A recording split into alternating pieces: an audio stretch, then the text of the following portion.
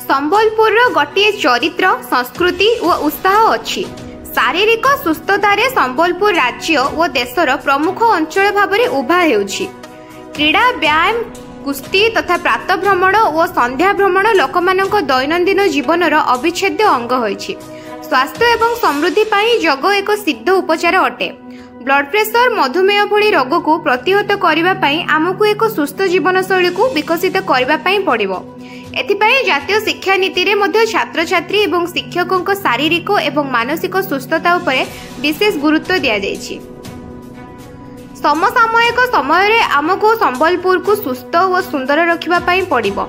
आगामी दिन में जेपरी संबलपुर जिलार प्रतिटी गाँवर नागरिक माने योग दिवस पालन करिवे से दिगरे आमे प्रस्तुति करबा दरकार। आसंतु मां समलेश्वरी आशीर्वाद रे जिलार नागरिकों मध्य संपन्नता आनिबा पई प्रयास करबा सह सुस्थ और सुखी जीवन यापन पई योग को ग्रहण करबा।